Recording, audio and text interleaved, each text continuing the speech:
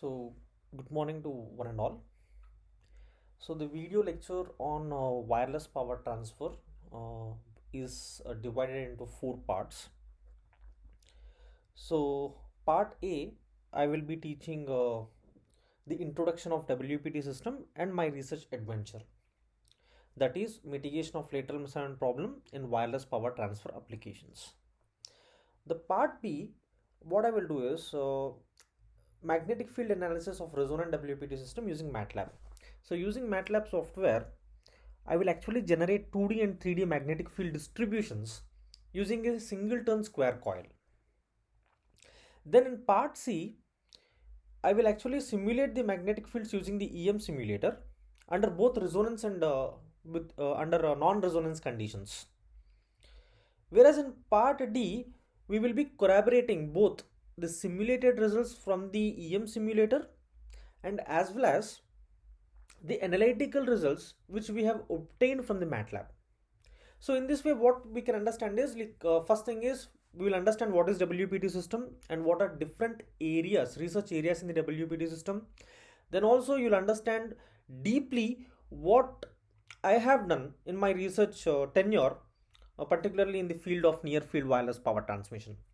Then you'll also get a hands-on experience in how to deal with magnetic fields in MATLAB and also how to simulate it, then how to corroborate both analytical and simulated results.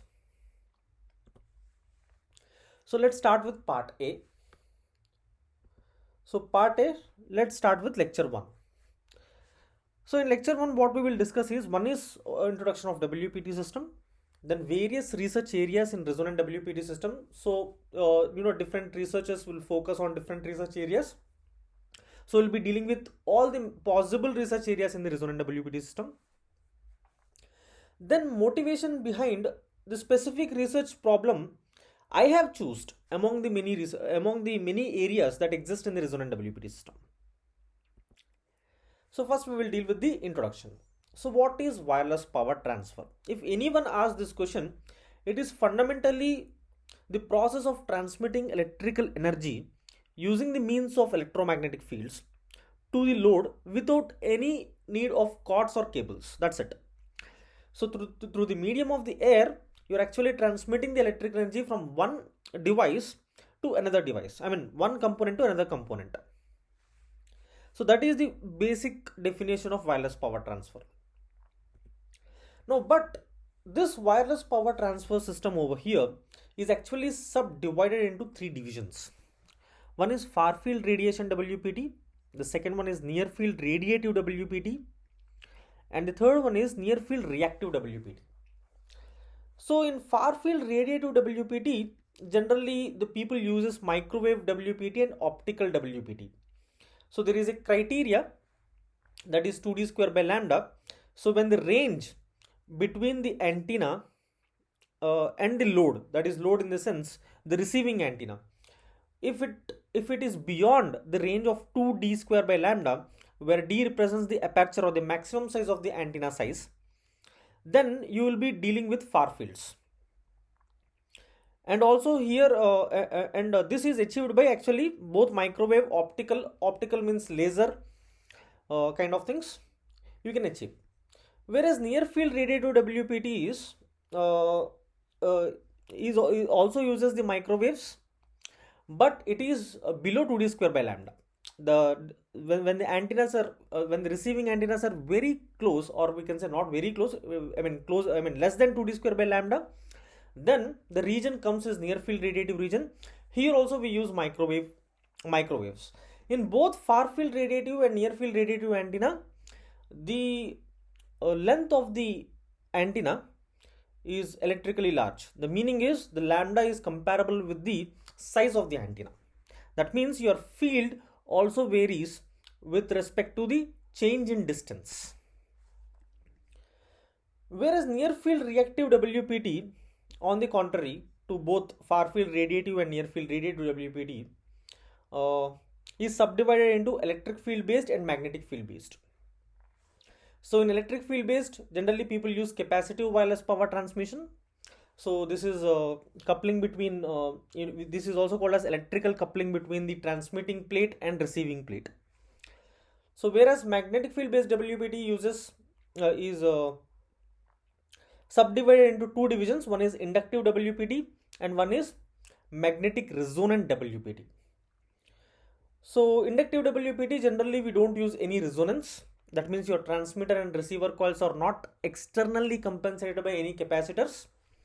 Whereas in magnetic resonant WPT system, as you can see in the bottom of the figure over here, there is a transmitting coil and there is a receiving coil.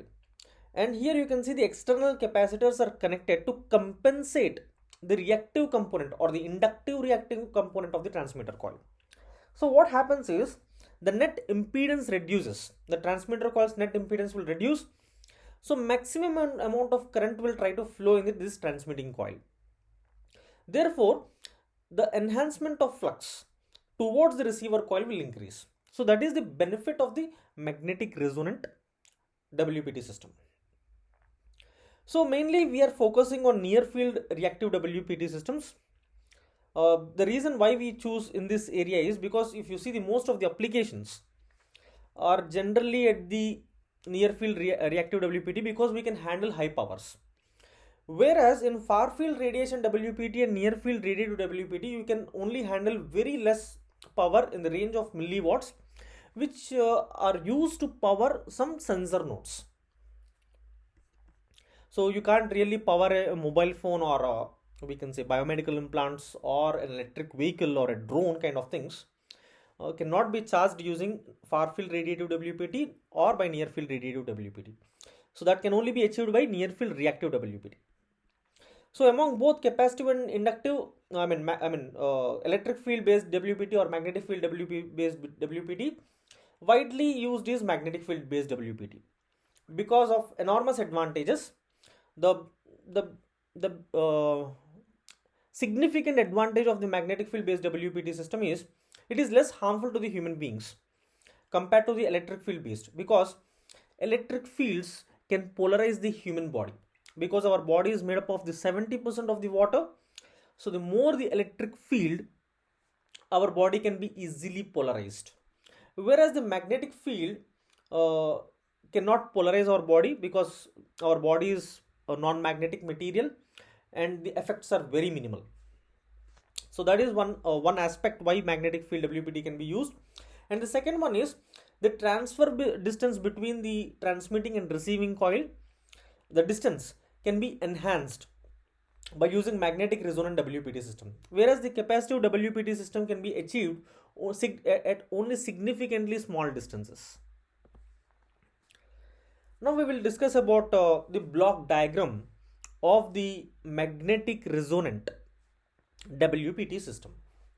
Now you can see in the figure 3, in the first block over here, you can see my arrow over here. So first we have to generate a 50 Hz or 60 Hz AC power supply depending upon the utility you have. Then that should be converted into a DC signal using a low frequency rectifier and a filtering circuit. Then using a high frequency inverter circuit, the DC which we have got after the second block diagram, that is low frequency rectifier, it will be converted into a high frequency AC signal at a specific frequency, specific operating frequency, I mean to say. Then this is the compensation network. So this capacitor will compensate the reactive component of this coil. You can see the transmitting coil in the yellow color. So the moment it compensates the reactive component at a particular frequency, at the frequency at which you are actually generating the AC signal from the high frequency inverter circuit.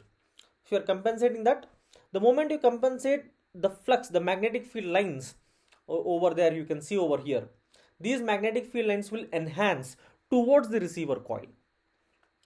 Now to increase the susceptibility of this receiver coil, you have to also compensate the receiver side also. In the receiver side also, using a external capacitor, you need to compensate the reactive component of the receiver coil so that maximum amount of flux can be captured by the receiver coil. Then once we got here an AC signal over the receiving coil in the verge of Faraday law of electromagnetic induction, then that needs to be converted back into the DC signal using a high frequency rectifier. The main difference between low frequency and high frequency rectifier is in low frequency rectifiers you are actually converting 50 hertz to a DC. So you can use a general purpose diodes. But whereas a high frequency rectifier, you are converting actually a signal at a very high frequencies in the range of kilohertz or megahertz to DC. So you have to use fast recovery diodes or Schottky diodes. So that's the reason the difference of high frequency rectifier and low frequency rectifier mentioned in this block diagram. The moment you get a DC signal, a pulsating DC signal after high frequency rectifier, that needs to be filtered using a filtering circuit. Then we'll get a pure DC that needs to be powered this battery or the load.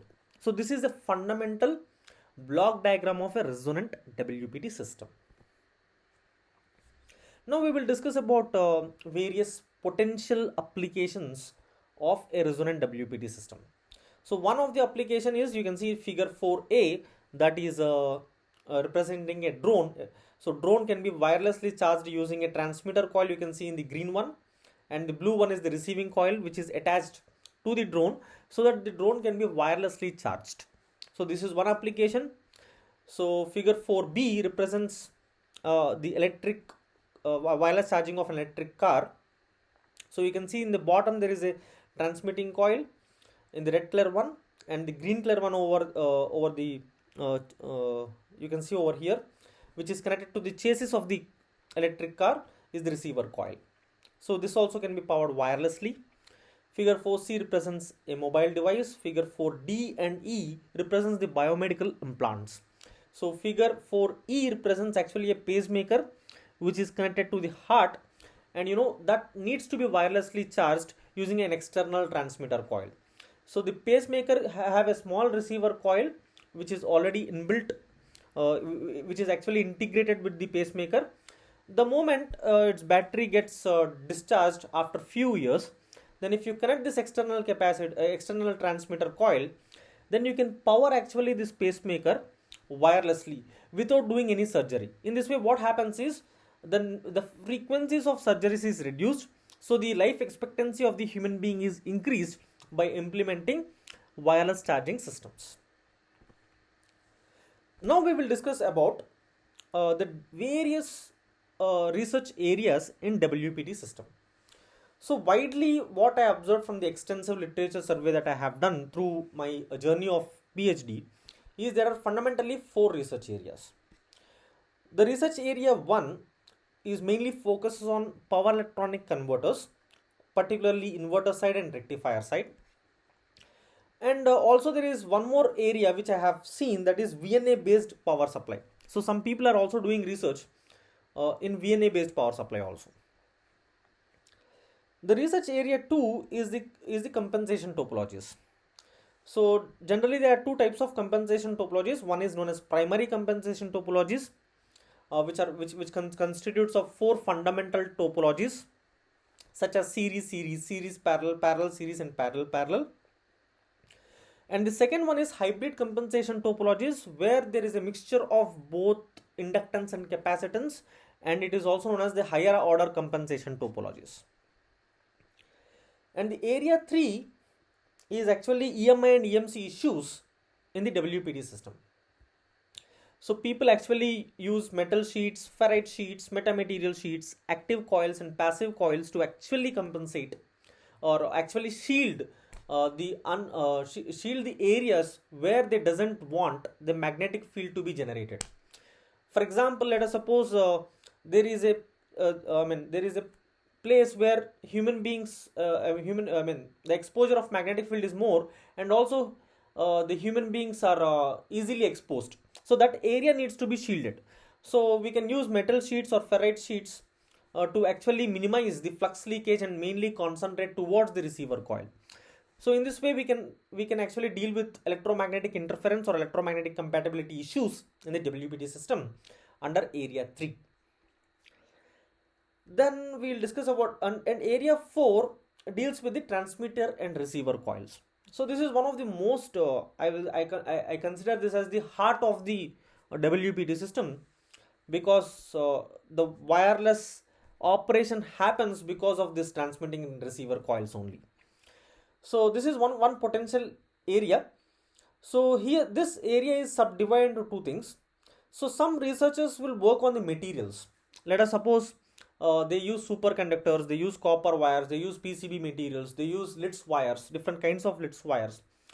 So they optimize the material with respect to the cost function and the efficiency. So that we can select based on our requirement a particular material. So this is one area, and the second area is the misalignment problem. So many researchers are actually designing the transmitter and receiver coils which becomes misalignment insensitive. That means you have to reduce the misalignment. Even if there is a misalignment, your performance parameters remain same. So this misalignment mitigation, or we call it as this misalignment problem, is actually dealt by designing this transmitter and receiver coils in under 5 categories. So the first category comes under planar transmitter distributed coil antenna. So they're distributing the turns in a planar transmitter coil, and they're actually trying to mitigate some misalignment problems.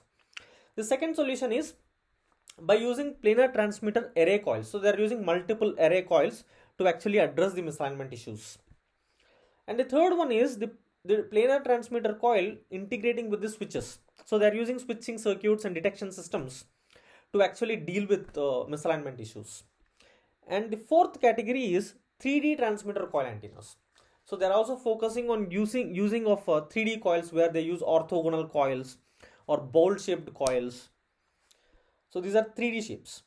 And finally, they are also targeting on the receiver side also. Similarly, they are also targeting on the receiver side to mitigate the misalignment issues.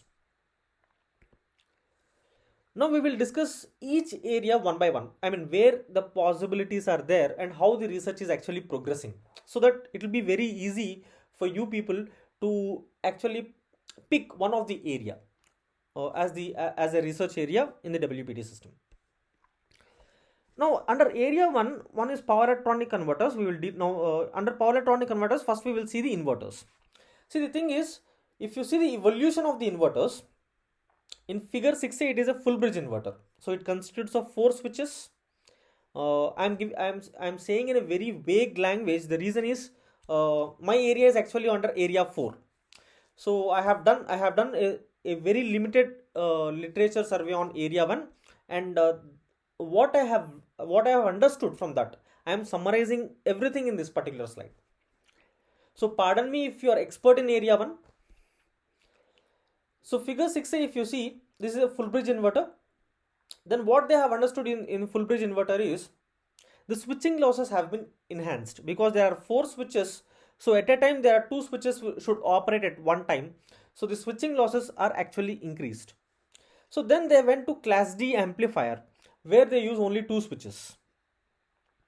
So as the number of switches, if you see in the figure 6b, only one switch will be operating at one time. So what happens is the number of switches is decreased. So the switching losses is drastically going to reduce, and also cost is also going to reduce, because here we have to use 4 switches, here we have to use only 2 switches. So the cost of the inverter is also reduced. So this is class D amplifier. So from figure 6b they have moved to figure 6c, where they are using class E amplifiers. So in class E amplifiers, the advantage is they can use only single switch.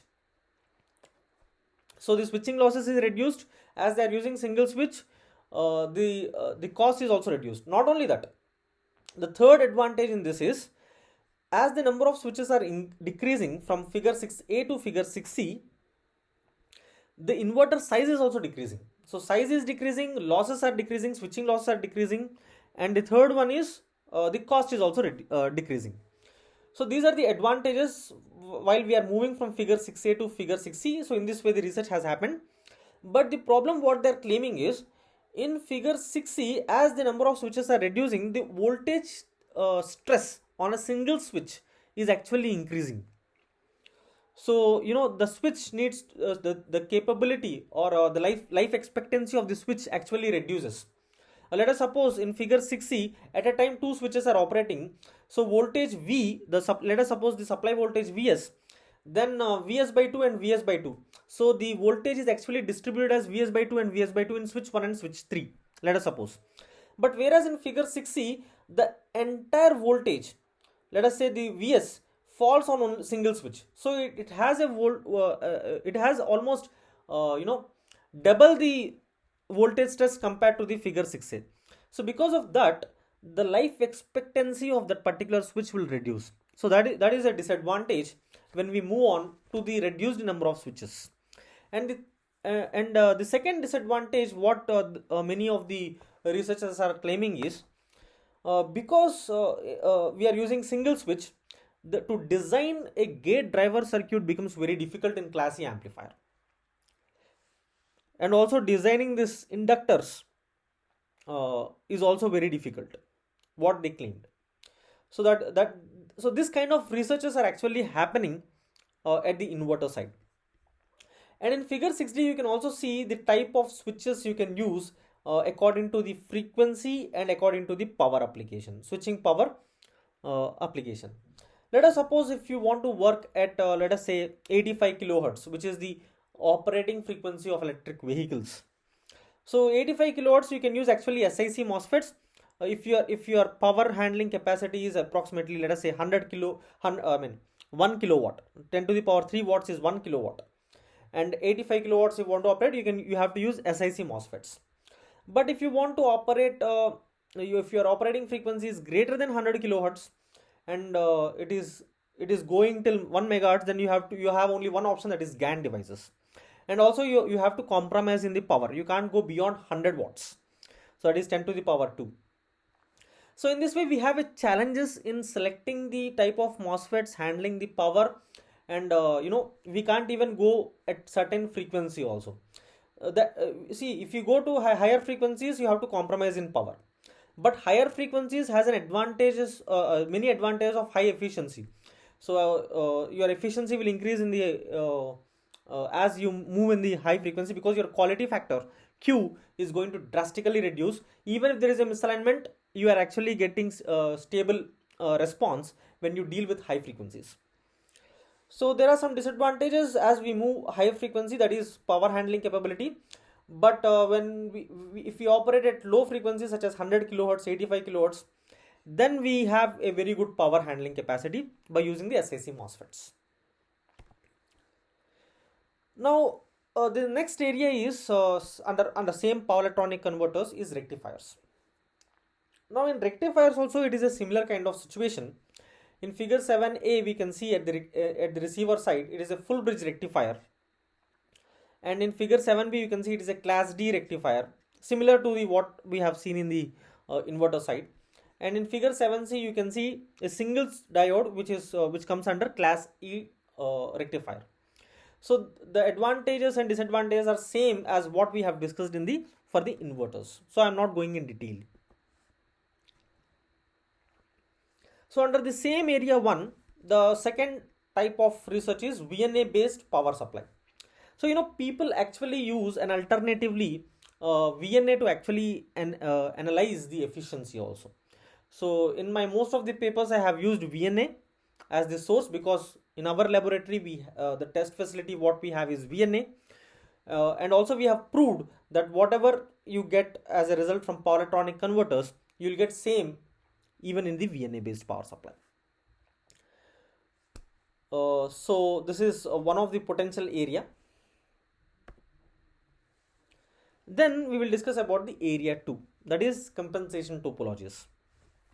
So you can see compensation topologies is primarily divided into primary compensation topology and hybrid compensation topology. So under primary compensation topologies, you can see series, series parallel, parallel, and parallel series. So these are the 4 fundamental or basic topologies that actually researchers use. So among that, if you see figure 9a, which is series compensation topology, it is most widely used. The main reason is the resonance of the resonant frequency is independent of mutual coupling between the transmitting and receiving coil, as well as the changes in the load variation. Whereas if you see the other things like other compensation topologies like series parallel or parallel series or parallel parallel, they actually depend on the compensation topology depends on the variation in the load resistance as well as mutual coupling. So what happens is when your receiver coil is actually slightly misaligned from its intended position, then your resonance also will change. The moment resonance changes, drastically your efficiency is going to drop. So that is the problem with other compensation topologies like series parallel, parallel parallel, or parallel series. But series is independent of any variation of load as well as coupling.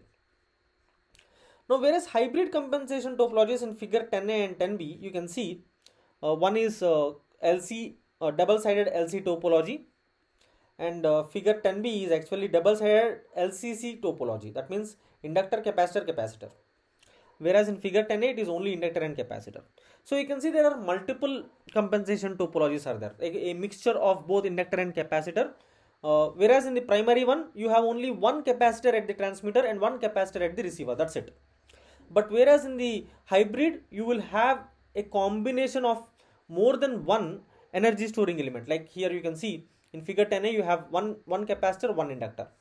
So the main purpose of hybrid compensation topologies is to achieve constant voltage or constant current mode of operation at the receiver side irrespective of the change of load. So that is the main principle over here. So area 3 is EMI EMC issues in WPT system. So as you can see figure 11a, they have used a metal sheet at both above the receiver coil and below the transmitter coil.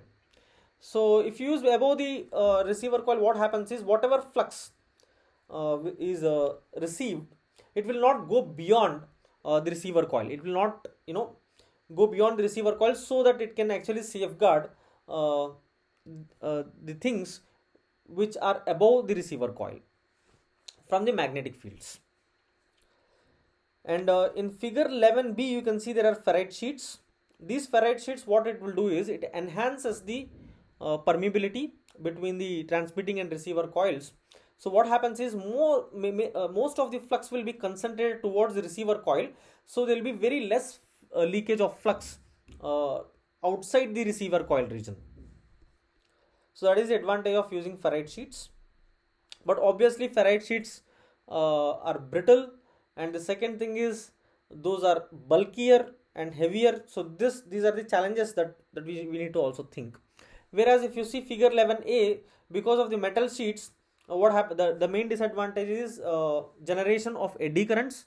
Because of the eddy currents, you have to face eddy current losses. And the other one is metamaterial sheets. You can see in figure 11c.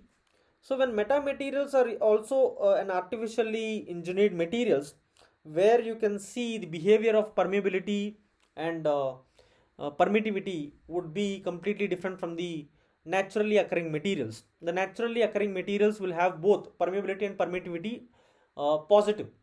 The values would be positive.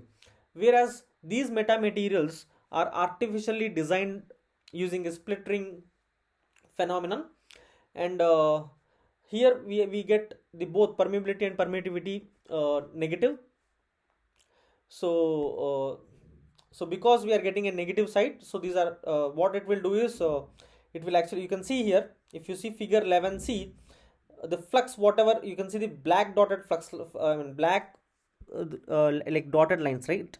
That is a flux. The flux is actually going away from the receiver coil. So because you placed a metamaterial, this blue color metamaterials, whatever you are seeing, it is actually shifting its direction towards the receiver coil. So in this way you can concentrate the field which is moving away from the receiver coil towards the receiver coil. You are concentrating it. It is like a magnetic lens. So this is the advantage of metamaterials. In this way you can actually shield it. Then next is active and passive coils. So you can externally connect give a power supply to the coil and generate the flux in the opposite direction to the main field. so that you can cancel out that flux. And so this is one way to generally reduce the electromagnetic interference. So this is the area 4 where I have done my research, that is on transmitter and receiver coils. So this is mainly divided into two, as I already said you that people generally do research on materials, or otherwise they do on misalignment things. So one is materials, already I have said you. Primarily you can see over here in the figure 12a, the first one is actually PCB oriented material, and figure 12a, this one is actually the copper one, and this one is actually the Litz wire. So in this way actually they do research. And B is figure 12b, you can see is the different shapes. So people can use square coil, circular coil, square coil, or hexagonal coil. So there are different shapes. Primarily these are the three different shapes. Figure 12d is actually you can use a planar transmitter distributed coil antenna. So you can see this is a distributing of turns. And you can use the array coil antenna where you can multiple array coils, you can see over here. And transmitter coil integrated with switches. So here you can see module A, B and C and D. So according to the position where your drone is going to land, that particular module will be switched. So this has a switching circuit and also a detection system. And this is if you see figure 12e, there is a 3D transmitter coil antenna. So you can see it is not a planar one, it is a 3D one. And in the receiver coil side also you can see this is a 3D receiver coil antenna. So these are the areas where you can do research. Now we will discuss about the motivation of my research book. See, among the several challenges in the WPT system, I have targeted to mitigate misalignment problem between transmitter and receiver coils. So why I have choose this is, the misalignment problem is, one thing is the misalignment problem is inevitable due to pure human motor skills. That means, see, generally, we can't expect a human being to perfectly, align the device. Let us take as an exemplary, let us take an electric car. Now, if you drive an electric car and if you ask him to actually properly, align with the transmitter coil, he may not do that, because, parking a vehicle between two lanes itself is difficult for a human being. In that case, if you're asking him to actually land the receiver coil perfectly above the transmitter coil is really a challenging thing. So that's the reason we have to give some misalignment tolerance to him, so that even if we make some error, it should not affect the performance of the charging system. So that is the main problem we have actually picked up. Now you can see in figure 13 there are various misalignment problems that can happen. So figure 13a is actually the perfectly aligned transmitter and receiver coil. You can see the transmitter at the bottom on the yellow color, and the black one is the receiver coil, and both are perfectly aligned. Figure 13b represents actually the laterally misaligned receiver coil. Now you can see the transmitter coil, the receiver coil is actually shifted laterally towards the x-axis. And figure 13c is actually the angular misalignment, where the receiver coil from its intended position is actually tilted to some angle. Figure 13d represents the longitudinal misalignment, where the receiver coil is actually shifted at z direction. So it is actually moving into different transfer distances. And figure 13e, f and g is the combination of the different misalignments, as I discussed in A to D. So among all the various misalignment problems, what we understood is the lateral misalignment problem in the figure 13b is inevitable. That means you take any application. For example, if you take electric car or electric drone, in both cases the major problem is lateral misalignment. If you take a biomedical implant or a pacemaker inside the heart, there is a possibility of both angular and lateral. That means lateral is there. However, angular misalignment is also existing, but lateral is also there. The possibility of lateral misalignment also is there. So in any problem, lateral misalignment will exist. In most of the problems, lateral misalignment is also dominant. So that's the reason we have chosen the lateral misalignment, to mitigate the problem of lateral misalignment. So this is the motivation behind everything. Now we should also understand, see what happens when the misalignment happens. Now if you see figure 14a, this is the magnetic field distribution which I have plotted using a MATLAB. And in the bottom you can see the transmitting coil, and the top it is a receiver coil is there. And the distribution of the magnetic field what I have plotted is only Hz component, that is the Hz magnetic field. So why I have plotted Hz only, why not Hx and Hy is, if you see my receiver coil is a planar receiver coil, and it is only capable to capture the field at Z direction. The Y1 and X1, the area is very small along the component X and Y, so there is a negligible amount of voltage that will be induced in the receiver coil. So that's the reason I have only plotted here the Hz component. Now under perfectly aligned condition, you can see, if you see the distribution, the blue one shows a very weak magnetic field, and the blue one and yellow one shows slightly greater magnetic field, or we can say medium magnetic field strength. And the red one at the top, you can see that shows very strong magnetic field strength. So this very strong magnetic field strength is actually captured by my receiver coil. So what happens is, the more the magnetic field, the more will be my induced voltage at the receiver coil. Now in figure 14b, we can also see there is a receiver coil which is laterally misaligned from its intended position. Now majority of the receiver coil is actually receiving very weak magnetic field. So what happens is, as it is receiving weak magnetic field, my induced voltage will drastically reduce. So what happens when a receiver coil is laterally misaligned is, the induced voltage is going to drastically reduce, number one.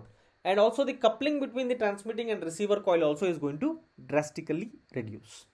So these are the two things which happens. Now we will see deeply, like what are the performance parameters that are going to affect with the misalignment, and how to mitigate this problem. Which area we need to target to mitigate this problem. That can be clearly understood from this slide. Now in this slide what we have done is, we have done something called reverse engineering. Now if you see, the first block at the top side is the link efficiency depends on the mutual inductance. Now if you see both equation 1 and 2, these are the final equations of let us say power transfer efficiency between the transmitter and receiver coils, both circuit based and VNA based. Whatever you take, in equation 1 is actually VNA based, and equation 2 is actually circuit based, or you can say power electronic based. So in the power electronic based, you can see the eta circuit is actually depending upon the function M. Why I said only function M when there are so many parameters in this? Because the angular frequency omega, the load resistance RLU, and the transmitting resistance R1, and the receiving resistance R2, and the source impedance of the source RSU. That's it. So these all parameters are fixed parameters, because once you make it a coil, its resistance is going to be fixed. Once you are making a source, its source impedance is going to be fixed. Once you define a battery, its load resistance is also going to be fixed. So the moment these parameters are fixed, the only variable becomes M. With misalignment, I am here saying everything is with respect to misalignment. If the receiver coil is perfectly aligned, my M is, let us say, capital A. The moment it is misaligned, it is reduced from A minus delta A. So what happens is, my mutual inductance reduces, so my eta circuit is also reducing. So that's the reason I am saying link efficiency depends on mutual inductance with misalignment. Now this mutual inductance is again depending on induced voltage, because from the circuits we can clearly say mutual inductance is V by omega C into IT, where IT is the transmitting current. So the moment there is a misalignment, my induced voltage is going to decrease. So because of that, my mutual inductance is also going to reduce. And induced voltage is depending on the magnetic field distribution. we can see in equation 4, from Faraday law of electromagnetic induction, it is the product between the H and A, simply. So from there we can understand that my induced voltage is actually the function of H, that is the magnetic field, the Hz component of the magnetic field. And this magnetic field distribution actually depends on the current distribution of the coil. So current distribution depends on the geometry of the transmitter and receiver coil.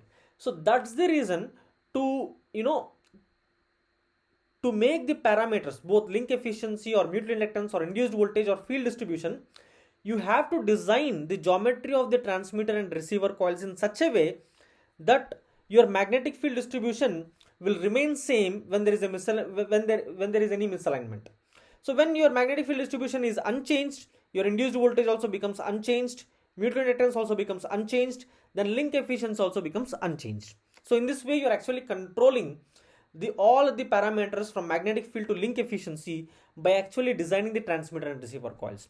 So that's the reason we need to actually focus more on the designing of transmitter and receiver coils. So this is the end of lecture 1. I thank